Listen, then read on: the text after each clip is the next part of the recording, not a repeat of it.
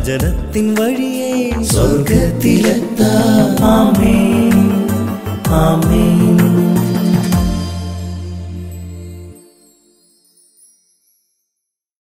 യേശുവിന്റെ ഏറ്റവും പ്രിയപ്പെട്ട കുഞ്ഞെ, മിഖ 2:1 കിടക്കയിൽ വെച്ച് തിന്മ നിരൂപിക്കുകയും ദുരുപായങ്ങൾ ആലോചിക്കുകയും ചെയ്യുന്നവർക്ക് ദുരിതം.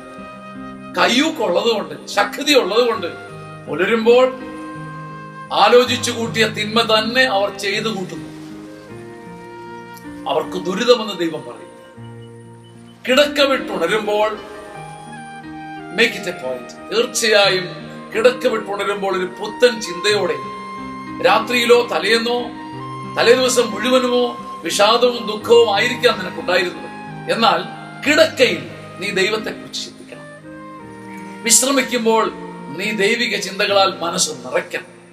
കിടക്കയിൽ ഒരിക്കലും തിന്മ നിരൂപിക്കാതിരിക്കുക. മനസ്സിൽ തിന്മ ആലോചിച്ച് ഉറങ്ങാതിരിക്കുക. അതൊരു പ്രതിജ്ഞ ചെയ്താൽ, അതൊരൊറ്റ പ്രതിജ്ഞ ചെയ്താൽ രാത്രിയിലും ഉണരുമ്പോഴും രാത്രിയാമങ്ങളിലും തിന്മ നിരൂപിക്കാതെ മനസ്സിനെ നന്മ കൊണ്ട് അഭിഷേകം ചെയ്താൽ പുലരി പ്രകാശമാനമാകും. ആമേൻ, ആമേൻ, ആമേൻ.